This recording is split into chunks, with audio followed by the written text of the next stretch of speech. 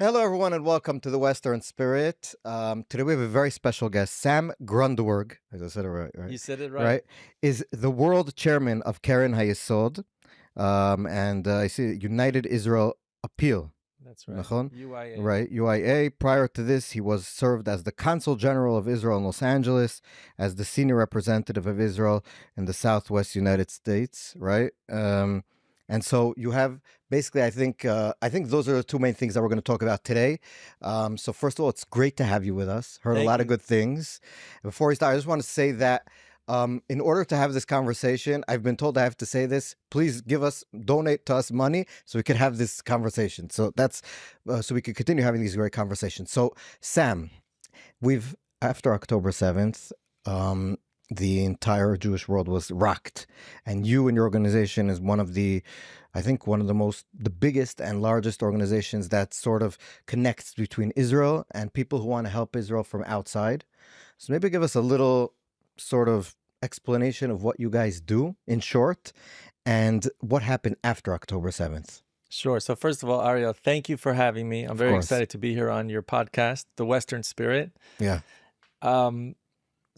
As you mentioned, I have the privilege and the honor of serving now for the past 6 years as world chairman, which is basically the executive chairman of Keren Hayesod, UIA, United Israel Appeal. Keren Hayesod is one of Israel's 4 founding national institutions, or in Hebrew, Mosdot Leumim, Yeah. which is a concept probably not so familiar outside of Israel, but there are 4 founding national And institutions. it's because, let me just maybe just also for a word say that it's because Israel was founded like in slow motion. So there was first, before there was a country, there was actual, institutions that were in sort of like a semi-country. So you had like the government, but there wasn't a real government. Exactly. Yeah. Just to do modern Zionism Yeah. 101 for your listeners, but really just in a second. So you have, as part of the modern Zionist movement, you have the World Zionist Organization that was founded by Theodor Herzl, Benjamin Ze'ev Herzl, 1897, with the first Zionist Congress in Basel, Switzerland. In 1901, Kakal, Keren Kayemet L'Israel, sometimes known as JNF, outside, was founded in 1901 in order to redeem or buy up the lands.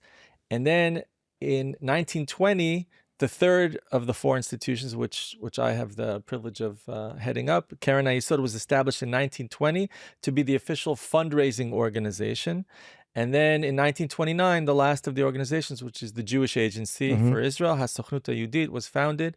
And as you mentioned, so those were the building blocks that were put together for the establishment of the state that was still on the way. And as you mentioned, so Keren Hayesod was really there along the way in establishing and laying down the groundwork for the country. We were involved not just in fundraising, but in establishing the very first bank, Bank Leumi, whether establishing Hebrew University, establishing the electric company, establishing the cultural institutions, Habima. So all of these things, it was the building blocks for the state of Israel. Fast forward to today, we are a fundraising organization, official fundraising organization. We operate in 45 what we call campaigns or appeals, which are pretty much communities in 60 countries. Wow.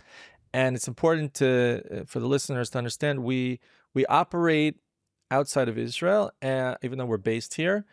And we also, our fundraising operations with the Jewish communities is the entire Tfutzot, the entire Jewish diaspora, except for the United States. Originally, it included the United States, but then with the development of the organizations there, and today the Jewish Federations of North America, the JFNA, which is a partner of ours, they handle the official fundraising. So you do everything but North America, America, the U.S. Canada is included in what we do, right? So everything, what we call the entire non-U.S. diaspora. So that's the background, and can also talk numbers to give you and listeners an idea of. So maybe so now that we explained the background, let's go 7th. October 7th. Up until October 7th, you're doing fundraising for Israel.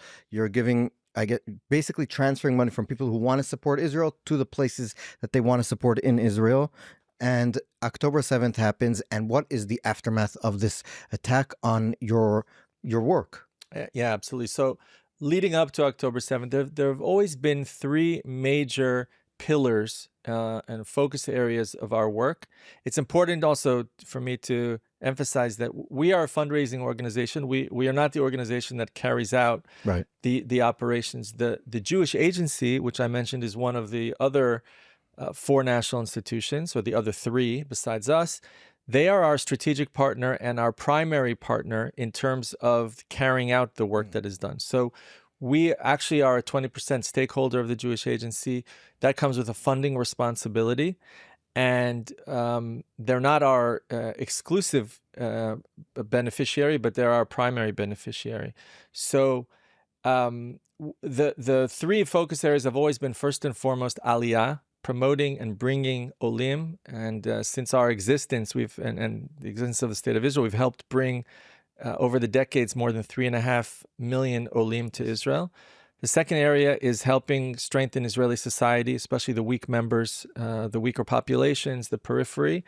And then the third area is connecting Israel and Israeli society to diaspora communities. So that's what we've always been the focus area. With October 7th, obviously, it's still within at least a lot of those areas, but we saw a tremendous rising to the occasion, or stepping up to the plate, to use, I guess, an American baseball metaphor. Even though you're not in America, you don't work in America. So I don't work in America. I am American, born and raised. You mentioned my... Yeah, we'll get into that later about Los Angeles also. So what we saw is in all of our campaigns, in all of our communities, as I mentioned, we're in 60 communities in 45 countries. I mean, our donors and our leadership were, over the years and decades, were donating very generously up until that point. But what we saw was a real rising to the occasion and stepping up, both in terms, first of all, we saw that in terms of the numbers and in terms of the donations. And how much was percentage-wise the rise of money that came up after October 7th? So to give you an idea, in 2022, we raised about $185 million for the State of Israel. And in 2023, and the majority of this came in the last 3 months, unfortunately, with October 7th, we raised over $220 million. And in 24? In 2024, we're even though we're already in 2025, we're finalizing the numbers, but we're just above $200 million, which is a little bit of a drop off from last year, but that's still incredibly impressive because it's still much higher than our 2022 numbers. But there's a lot more work to do here. There's a lot more work to do, but also to run an emergency campaign for 15 months and to keep going back to the donors for more and more. So there's no disappointment there, but that gives you an idea of the numbers. $185 million in 2022 to 220 plus in 2023, and now we finished 2024 with just over $200 million. Mm-hmm. And so obviously it's still within the focus areas of strengthening Israeli society, but obviously there's been a shift to taking care of victims of terror. There's a Jewish Agency-run Fund for the Victims of Terror, which was the focus of our initial emergency campaign. We've also done a lot working with local municipalities. What about the whole north has been evacuated? There's been Kiryat Shmona, Metula, all these. Kiryat Shmona is a city. It's a major city up north. They've all been evacuated.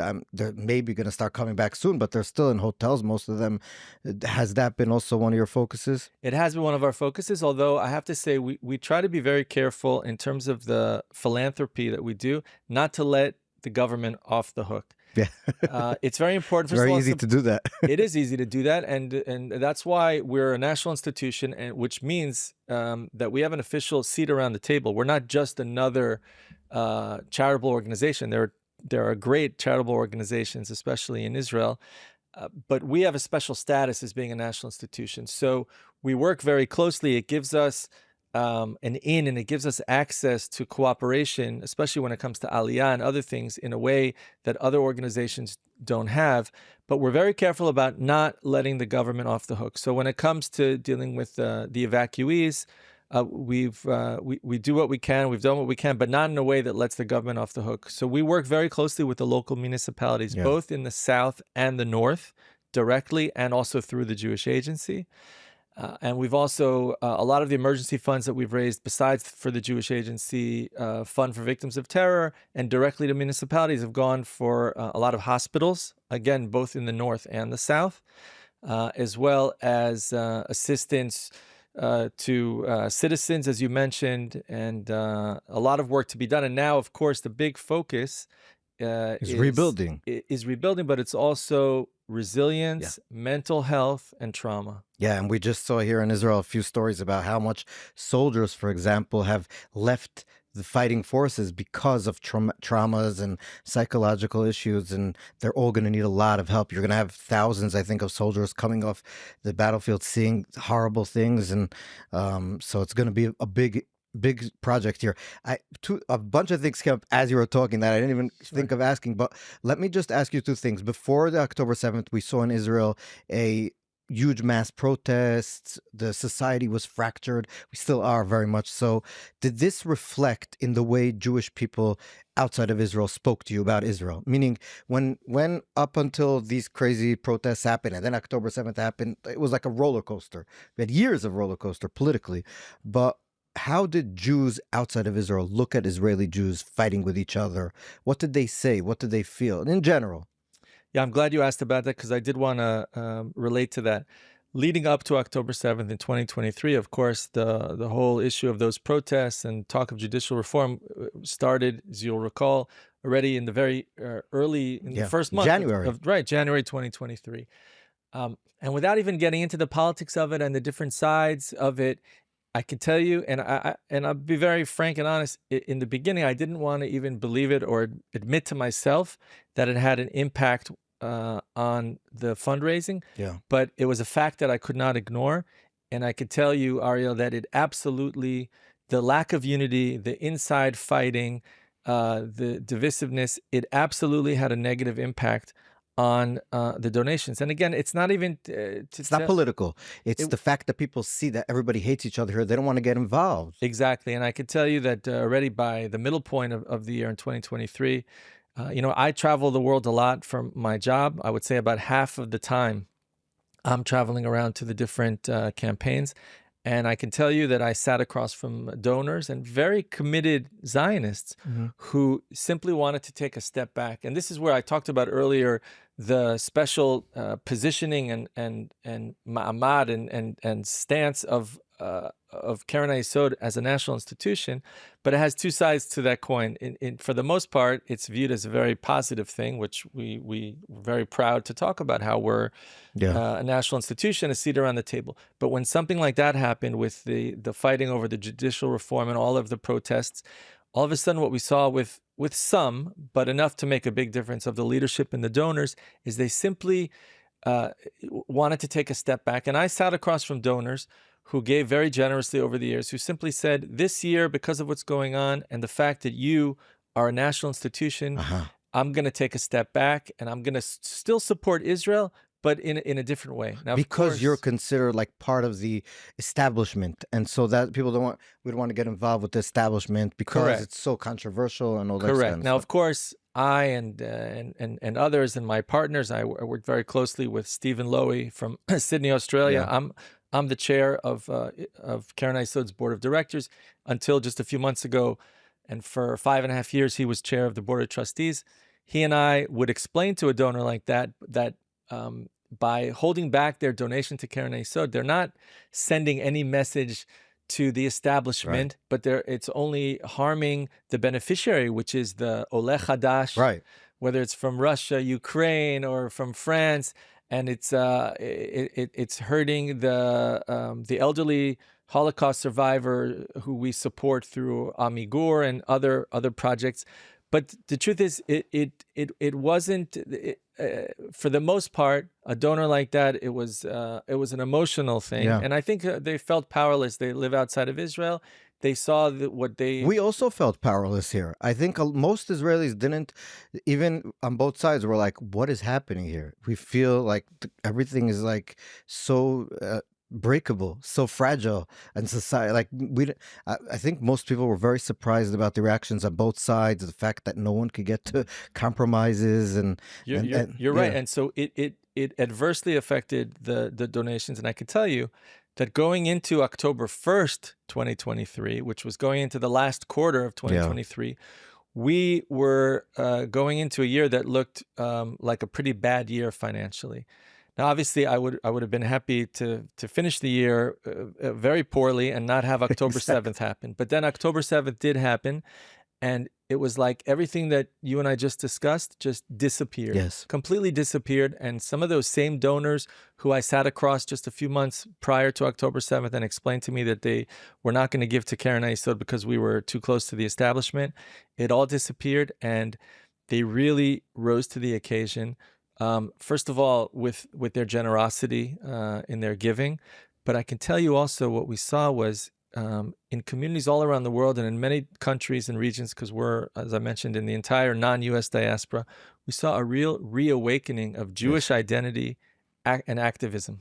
That's my next question. So one of the things that I've been doing interviews with people all over the world. I'm in our English podcast, in Hebrew, obviously not, because most people around the world don't speak Hebrew, so naturally.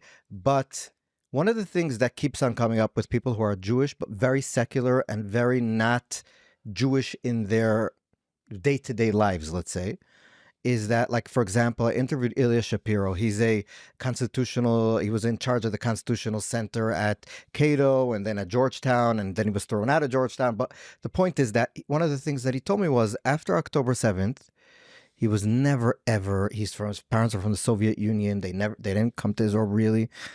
He suddenly felt Jewish. Yes. He suddenly said, oh, I want to take my kids and my family to go to the Jewish center here, even if it's not a synagogue, and I want to meet other Jews and be together.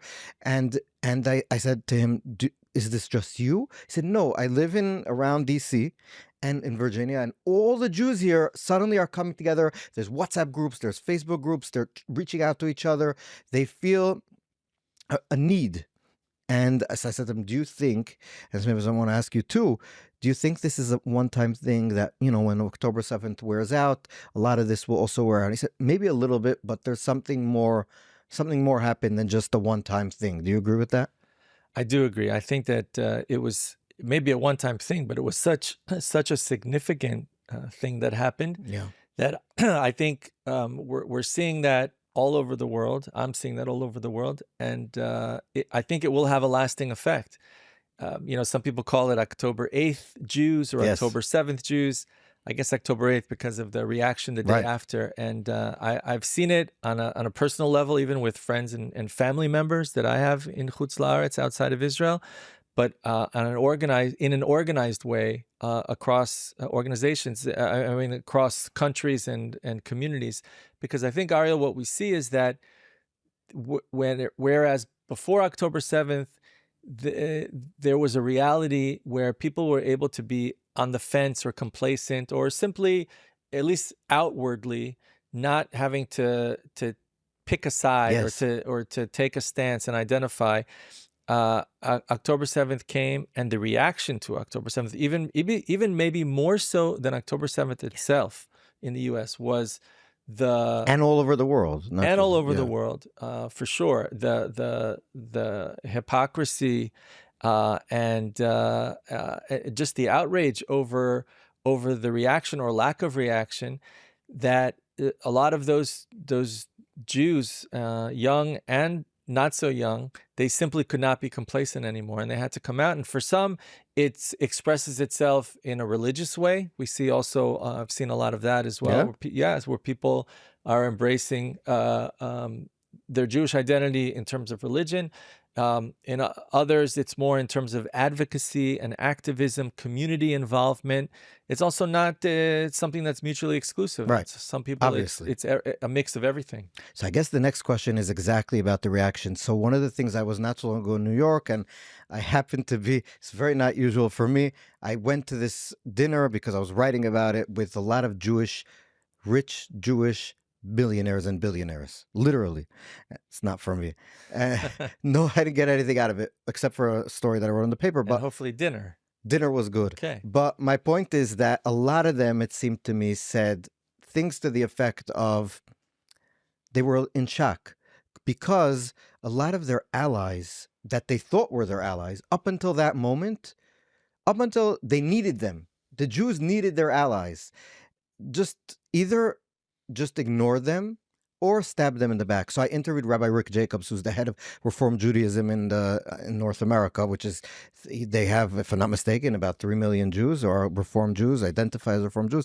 And he said to me, and it was in Globes and in the podcast, so you could read it in Hebrew and listen to it in English. He said that a lot of his friends who were for Black Lives Matter movement, who were from progressive organizations, where he, in the Reform movement, would send volunteers to help them in their protests, and they suddenly just turned their backs on him. And some of them protested outside of synagogues of the Reform Jewish movement that was helping them all through the years. So do you also, when you speak to donors, when you speak to people who are powerful people in the Jewish community all over the world, do a lot of them, especially those who, it's a new type of anti-Semitism, a lot of this. Like when I was young in America, you had the skinheads, they were all on the margins. Now you go to a campus, a professor, a dean sometimes of these campuses is like a full-blown anti-Semite. So it's interesting, I'm a little bit older than you, or maybe I'm being generous to myself there, more than a little bit. But when we say, Not going to get into that. When we say a new form of anti-Semitism, I think everything's relative to our experiences. I really do believe en chadash tachat hashemesh, there's nothing new under the sun. You can argue that what you're describing as a new anti-Semitism is simply the old anti-Semitism. We live in an era where, because of the Holocaust happening roughly 80 years ago, we've grown up in a sense, and in the decades until really recently, I would say probably till 10, 20 years ago, it was incredibly politically incorrect and not acceptable anti-Semitism. But what we're seeing today is not necessarily new. It's new in our lifetime. Yes. Definitely new in our lifetime. But it's actually going back to the way things were for centuries beforehand. And let me just interrupt something very interesting, because you're right. When I interviewed Professor Neil Ferguson, one of the biggest historians, he said that in the Germans, the first people who legitimized the Nazis was the academia. The German universities and the German professors and intelligentsia were the ones that gave credence that it was okay to be a Nazi, that it was fine, that it was just another expression, and not only that, there was mamash support and protests, pro-Nazi protests in campus, and it was supported by the campuses. So yeah, you're absolutely right. So it is correct to say that it's new in, say, our lifetime or lifetimes. But I think, unfortunately, it's going back to the way it used to be. Yeah. And yes, I am, to your question, I am hearing from a lot of our donors and business leaders that they're experiencing, even in business and otherwise, and they were very surprised and obviously disappointed to learn these are the types of watershed moments when you learn who your real friends are, and who your friends aren't. But it goes to the same point that you had earlier about you see the reaction from the hate and the anti-Semitism and the non-Jews, but you also see it forces Jews who were on the fence on actively associating and identifying with Israel in a public way to no longer be complacent and to come out of the closet, so to speak, on that. Can I also ask you about non-Jews who support Israel? Because I know that you have a lot of connections in the Christian Zionist community in America and the world. Yes. So maybe just explain how, first of all, why would, I know this is like a dumb question maybe, but it's the basic question. Why would someone put their head out in the, stick their head out for us? Like, why would someone even want to support it? There's only downside, it seems. It's a good question, and there's more than one answer. From my experience, yes, Keren Hayesod, long before I joined, I mentioned I've been in my position for 6 years, but Keren Hayesod has been working with what we call our Christian Friends of Israel for quite some time now. I am very proud. I think that under the period of time that I've been here, I think we've only grown and strengthened that support and deepened the relationships. And so there are many reasons. First of all, it's important for the listeners to understand that there is such a thing as what's called a Christian Zionist. Yes. They're a Christian Zionist. Our new ambassador to Israel calls himself from the U.S. a Christian Yes, Zionist. Mike Huckabee. I've had the pleasure of meeting him and getting to know him. He's a He calls himself. wonderful man. He He's wanted to buy a house in your place in in Efrat. Efrat. He's right. He's an evangelic pastor. By the way, he's also a good musician. We Yes. get to that also. With the rock and roll thing. With the rock and roll, because there's a connection with him. But right, so there are to answer your question, there are evangelic. There's part of the Christian what's called faith-based diplomacy, and the belief that supporting Israel for the evangelics is that they believe as part of their faith and fulfilling Bible prophecy. It actually goes back to a really very simple principle. They were in the book of Bereshit, in Genesis 12:3, it says that those who bless Israel will be blessed, and those that curse Israel will be cursed. And they simply want to be on the blessed side of that equation. And they'll explain that that's the reason they support. There's also the idea that in order for what they believe their Messiah to come back, there has to be an ingathering of the exiles, which is also why they support Aliyah specifically as part of their work. But I can tell you from my pretty extensive relationships with Christian leaders, it goes beyond, in most cases, it goes beyond just that religious belief. And there really is a moral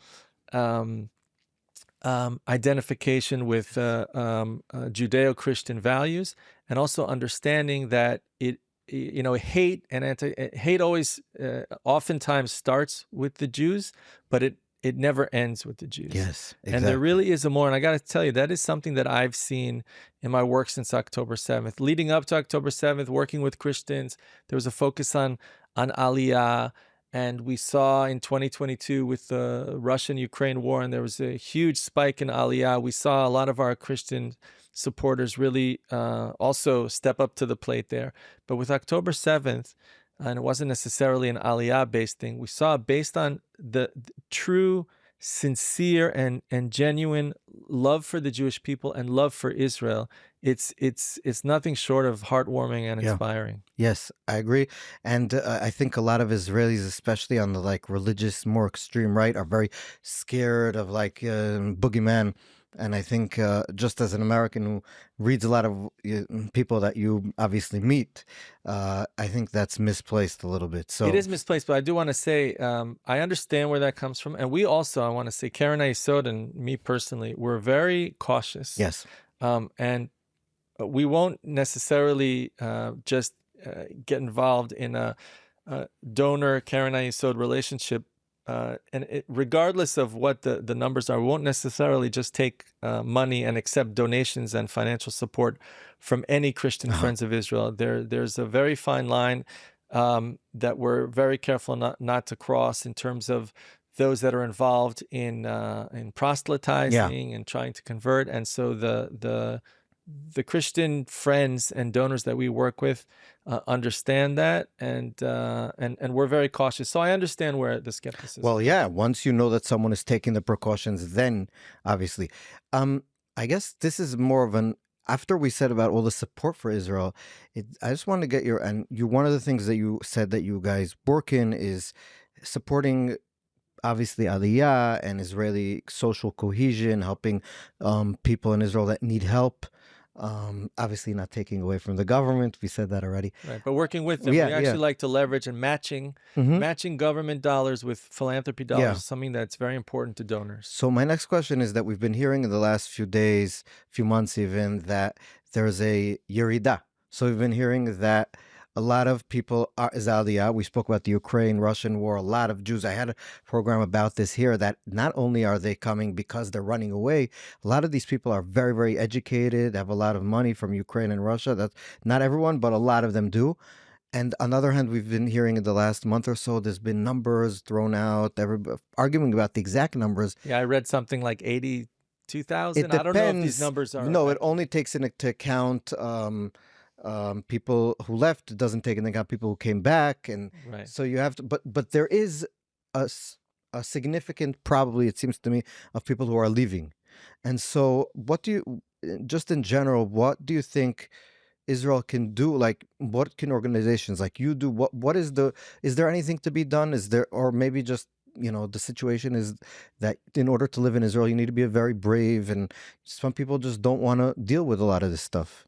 Well, I think, first of all, it's a good question. Taking a step back, I think one of the things that we've come to see, not only from October 7th, but actually more so from the war in Russia, Yes. Ukraine, that the idea of this modern state of Israel since 1948 as not just the realization of the Zionist dream of the return of the Jewish people to their homeland, but the idea of a Jewish state as a place of refuge for Jews. I think that before 2022 and the war in Ukraine, I think that most of us stopped looking at Israel as a place of refuge. And then all of a sudden, that war happened, February 22, with Russia and Ukraine.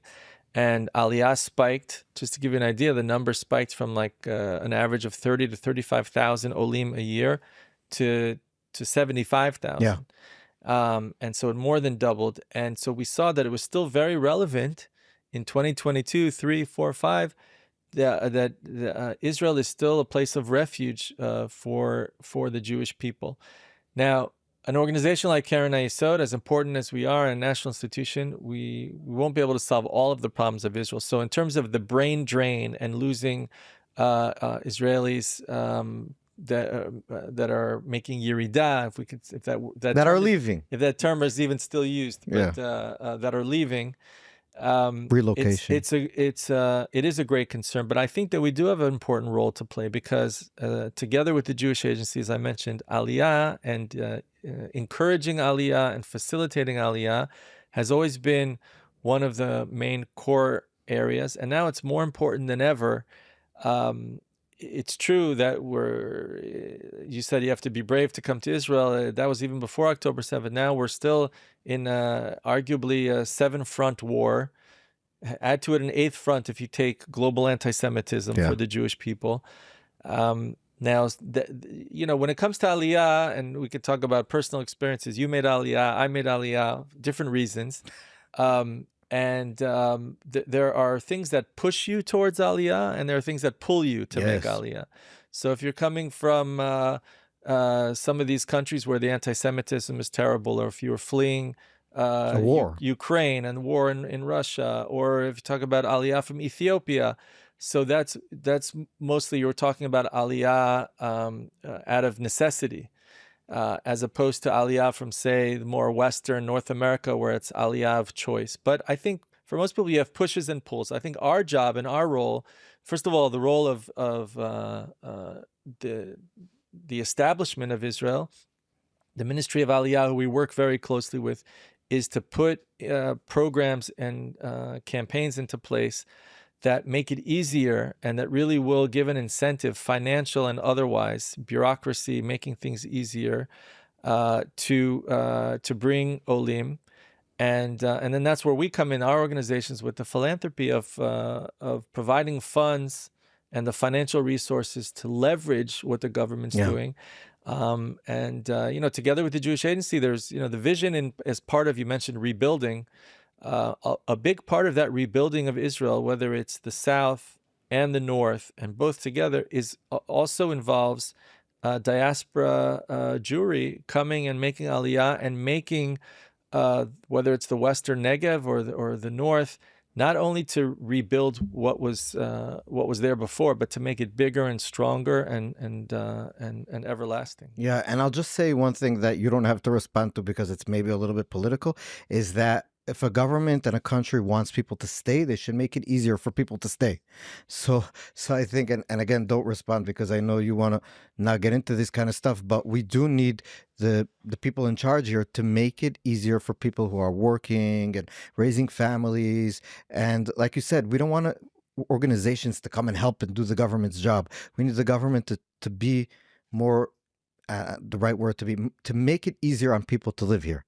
And so people want to live, like you said, like what you said, there's two different types of aliyahs. There's people who are running away from trouble and people who are coming to here from places that are less trouble. That's and right. if you want them to stay here, especially people who have money work in high tech, they could go and work anywhere on their computer. They could sit in Cyprus in a coffee shop. I have a friend who moved to Cyprus.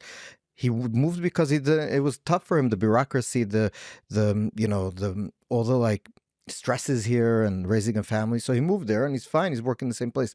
The government needs to make it easier for people to work, to raise families, to, to feel like they're like the people in charge hear them. And so that's just my I have no problem saying I totally okay. agree with that. I just wanted to keep you. The government has to do its part, but Yeah. and organizations like mine and ours and Israeli society also. Nachon. So, and also the another thing is what we mentioned in the first part was the protest and the social cohesion. People don't want to be in a place where they feel everything is any day could crumble. That's right. They want to feel like things are, stable, yatziv, that the karka yitziva, that the ground under them is stable, and that not every day some other crazy person does something and everybody's like, oh, and everything could fall apart. So I think that's the other part. I want to ask you now about your time as the consulate in LA.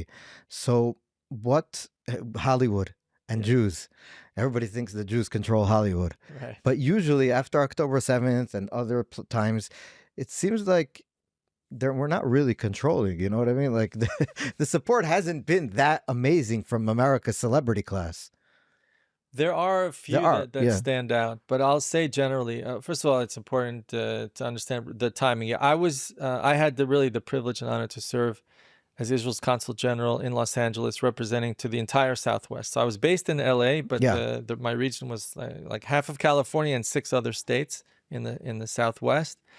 And I served there in 2016, 17, and 18. So it was right after Trump. Right. It was I came in just crazy before, time. right, just before the elections. And part of the mandate, I was a political appointee. I'm not a career foreign ministry person. I was appointed by then Foreign Minister Netanyahu, who was also Prime Minister. Yeah. And one of the key mandates and tasks that he set in front of me to focus on was obviously not exclusively, but to focus besides the regular task of strengthening the relationships and working with elected officials and communities, but to deal with the entertainment industry in Hollywood simply because of the understanding of whether you like it or not, right? We may not like it or not as parents, but the influence and the opinion shapers and the effect that it has, the bang for your buck, is tremendous. So I put a lot of time and effort into building relationships and trying to carry out initiatives that impacted the way that Hollywood would portray Israel, whether it was, first of all, trying to bring Hollywood types. And by the way, it's not always the big celebrities. Sometimes it's executives, actually more so, who are not necessarily recognized faces and names, but they actually have. They make the decisions. Right. That's more when you talk about this, the myth about control of Hollywood. But a lot of those decision makers are key, but also the celebrities, and also to try and promote as much as possible filming projects either in Israel physically or about Israel. And so I did quite a bit of that. It's not as glamorous as it all sounds, because it's the payoff is great when you succeed, but it's a lot of hard work trying to get to the right people. But what was the just in general, when you speak with people in Hollywood, are they a lot of them like in the closet in terms of like, not what I mean is they would say, we support you, but it'll hurt our career if we go too much out of our way to support you. So, you know what I mean? So what you're describing, Ariel, is exactly what I encountered, but they wouldn't necessarily say it in words, but they would say it in action. I'll give you an example. I was there at my last year there, my last few months before I ended my diplomatic posting, was when we marked and celebrated Israel's 70th year of independence, the 70th Yom Ha'atzmaut. And I decided that we were the consulate was gonna put on a never done before event, a huge event done at Universal Studios to make it Hollywood. And we got a lot of big stars and put together, really it was a script. It wasn't like a typical, if you've ever been to one of these, and I'm not belittling, but there's like kind of a template for a typical red carpet event, Misrad HaChutz type of a Yom Ha'atzmaut event with cocktails and speeches. What we did was very Hollywood. It was all scripted, even the parts that I did, everything was scripted, and we divided the 7 decades of Israel into different topics, and we had different celebrities presenting each topic. But in leading up to that event, I went around. I first of all made very good friends and partnered with somebody from the community who I met, David Fishoff. David Fishoff, we can talk about in the context of the rock and roll initiative and rock and roll fantasy camp. David and I became great friends. David is somebody who's very connected in the entertainment industry in general, but also specifically music, and also with sports. He runs something called Rock and Roll Fantasy Camp. He was the manager of Ringo Starr for 15 years. He used to be a sports agent representing many professional athletes. And just as a volunteer from the community, as somebody who was a friend of mine and somebody who was a Zionist and a very strong Jew and committed to Israel, he and I went around preparing for this Israel 70th, and we met with, opening doors wasn't a problem. We met with many prominent Jews in Hollywood. And I can tell you, to your question, this is a short answer to your long question, as Ron Dermer likes to say, that when we sat with these folks, they and I believe it was genuine. They talked about how they were on board and they wanted to help. At the end of the day, we put on an amazing event, but only a very small number of them actually came through. And I think it's because of what you said. They're at least this is before October 7th. It may be even more so with some, but others may have come out. There was definitely a concern that by coming out publicly and taking a stance in support of Israel was going to hurt their careers, whether it was, and it didn't matter whether they were writers or producers or actors. And you could tell that nobody wanted to take a stance that was too public or too much out there, because for fear that it was going to affect the next gig that they were or weren't going to get. So that was kind of a wake-up call. Honestly, it was disappointing, but we saw what we were up against. And, like this, I guess going back to another sports metaphor, you got to, in order to hit a few home runs, you gotta strike out many times and swing the bat. So even though many of them did not come through because of that concern, we had an amazing event with Billy Crystal. Oh wow! And many other big stars. He was the headline, but we had a whole number of both American, Jewish and non-Jews from Hollywood. Mayim Bialik. We had Kelsey Grammer, who's not Jewish, from Frasier, who I'm still in touch with these folks to this day, and they're amazing friends of Israel. We saw that it takes hard work. But I also think, just to start for cutting off, is that a lot of it is a generational thing. So if you look at like the TikTok stars of today, they really are most of them are very anti-Israeli, and the older stars most of them are very pro-Israel. A lot of them, I don't know about most, but a lot of them. Right. I think and we did a few episodes about this, that the generational gap with America, but also with Israel. The fact is that 18 to 24-year-olds in America are a lot less likely to support Israel. And I think maybe this is another, not you guys, because you guys are more philanthropy towards Israel from America, but I think a lot of Israelis need to know that we need to do work in America's youth, because if not, the next generation of American leaders are coming out of America's youth that are a lot less supportive, let's put it just that way, towards Israel. So that's true. But to your point earlier, it's also an opportunity, as much as it's a concern about the generational gap, because of October 7th happening, because of this, the October 8th Jew phenomenon and this reawakening. There's an opportunity to act now with that younger generation that have woken up, and to get them on board. And so that requires, really being active, proactive, even aggressive in order to do that.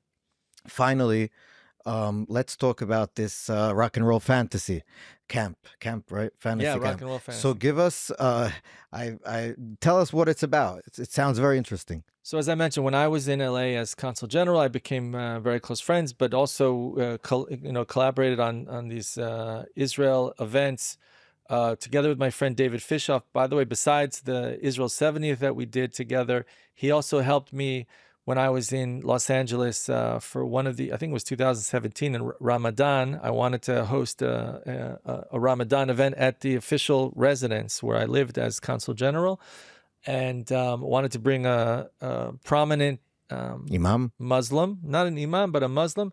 And also being in Los Angeles, I decided that I was going to try to bring Kareem Abdul-Jabbar. And with David Fishoff's help, we were able to reach Kareem Abdul-Jabbar. We had him at the house. It was an unbelievable event. And we held a discussion with leaders from the Muslim community, the Jewish community, about Israel-Muslim relations at the time. And then we stopped. Kareem Abdul-Jabbar, I assume your listeners all know who he is, but the Hall of Fame NBA basketball player. He and other Muslims led a prayer service, which was amazing if you think about this. We're talking about the residence of the State of Israel, owned by the State of Israel, where I lived as Consul General. We clear out the furniture in the living room. They lay down the prayer rugs.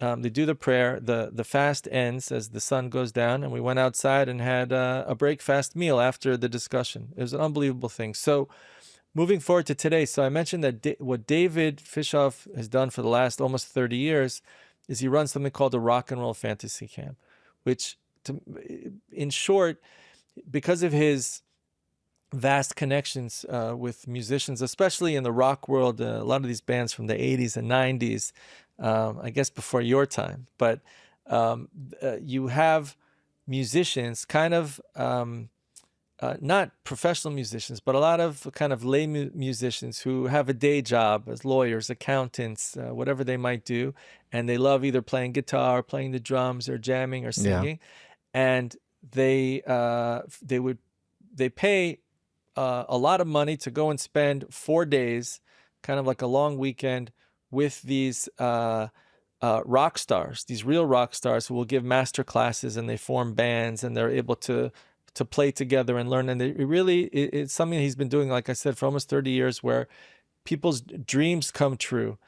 And what happened was David came to Israel from Los Angeles shortly after October 7th. This was last December. And he asked me, he said, Sam, I'd really like to, I know what you do, and Keren Hayesod, he said, I'd like to go down to the kibbutzim in the south and see what happened. And it happened to be that we had an existing Keren Hayesod, a small delegation from Latin America, mostly from Brazil, São Paulo, that was going. And I said, no problem, David, I can add you to this delegation. I didn't join. I had been so many times, and I didn't join that day, but David went. And what happened while he was there, they were meeting with folks from the municipalities in the south. Actually, the person, our good friend Michal Uziyahu, who's today the mayor of Eshkol, or the head of the regional council of Eshkol. At the time, she was a council member, and she was meeting with the group. And then she said, I'm sorry, I have to excuse myself because I have to go to a funeral. And he said, whose funeral? And this was the funeral of Yotam Chaim. Yeah, the kidnapped, one of the kidnapped people who by mistake was shot by the IDF, tragically. Exactly. He was one of the three, the Gingy, the redhead. The redhead. Who was also a drummer. Yes. And so David and the rest of the Keren Hayesod delegation joined Michal. They went to this funeral. It was outdoors, a few thousand people. And Yotam's brother, Tuval, who's also a drummer, played a drum solo for, I don't know, about 10 minutes. I mean, it was something that moved everyone who was there, but also David, who'd never experienced anything like that. And at the end of Tuval's drum solo, his father and Yotam's father threw the drumsticks in the grave. And it was just, such a moving thing. So that evening, after this whole day, and that was just one of the experiences, they visited the Nova site, they visited near Oz and other places. And that night in Jerusalem in December, I had dinner with David, and he was kind of unpacking the day and got very emotional. And he said to me, Sam, if I could just have given Yotam, or to give his brother Tuval, if I can give some of these Israelis who are suffering so much the experience of rock and roll fantasy camp, I know I can change their lives. And from that, the idea came about that we were going to partner together, which is something that on paper probably looks so unlikely, that Rock and Roll Fantasy Camp would do something together with Keren Hayesod, which is a national institution that's been around over 100 years. And we decided that with our Keren Hayesod connections with the residents and the municipality leaders, that we would, with our great Keren Hayesod staff and team, we set out to find about 10 Israeli heroes, survivors that are musicians that either went through, one of them survived the Nova Music Festival. Many of the others were from the kibbutzim, or soldiers who were injured in fighting, that were musicians that fit the profile of attending the Rock and Roll Fantasy Camp. And David said that he has the Rock and Roll Fantasy Camp at the time coming up in March. It was March 2024 in LA. And so we set out to identify and find 10 Israelis. We raised the funds, and we brought these 10 Israelis to Los Angeles to participate in a camp, together with 75 just regular rock and roll campers who paid a lot of money, most of them not Jewish, most of them didn't know really anything about Israel. And they played with stars from Van Halen and Whitesnake and Skid Row, and really big names.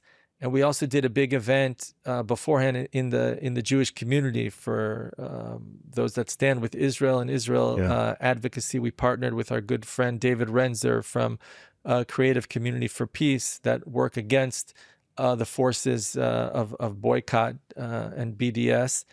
And we did this opening event that actually took place at the home of a good friend of mine. At the time, he's still my good friend, but at the time it was his home, Sam Grundwerg. It was the famous Menendez brothers mansion, which he bought in early in 2000. And the Israelis performed there. And the bottom line of what we saw was, it was simply a human experience of understanding and witnessing how music heals and music brings people together. We heard from these 10 Israelis about how, at that time, it was 4, 5, 6 months after October 7th. Many of them were not able to even get out of bed, not to mention go back to music, but interact. And I'm not saying that this 5-day experience solved everything. Alone solved everything, but based on their own words, it absolutely was a major catalyst to help getting them going again and getting them living again, not just in terms of music. Music was the vehicle, but it's an unbelievable thing to have been involved in. Sam, it was a pleasure talking to you. I have to say that you're doing very important work, and I could have spoken to you more because I had more questions, and we could have spoken also about... You'll have to invite me back. Our mutual growing up in the States, different backgrounds, but although we found out that you did speak to... You were at the Lubavitcher Rebbe pretty much when I was there too, so... the late 80s, early 90s. Early 90s. Yeah, so Sam, let me just get your name right every time. Grundwerg, right? Got that right? Right. Sam Grundwerg, it was a pleasure talking to you, and keep up doing your important work. And for anyone who wants to check you guys out from outside of Israel, Keren Hayesod, just Google you, see our and website. I assume there's places people could donate there and check you guys out. So that's number one. Number two, you guys could donate to me and buy me coffee to keep us able to provide you with good content. And so thank you guys so much, and thank you so much. And thank you for having me, Ariel. I appreciate that. I do want to say that I hope that by the time your listeners are hearing this, I hope that all of the hostages are returned to Israel, and we need to get all of our hostages back, those that are alive, those that aren't alive, and until we do that, we're not going to be able to really start to heal properly as a society. And thank you very much for having me. It was a pleasure for me. I very much enjoyed it and look forward to coming on again. Amen. Thank you so much. Thank you. Thanks for tuning in to the Western Spirit Podcast. Don't forget to like, subscribe, and share, and hit that notification bell so you never miss an episode. See you next time.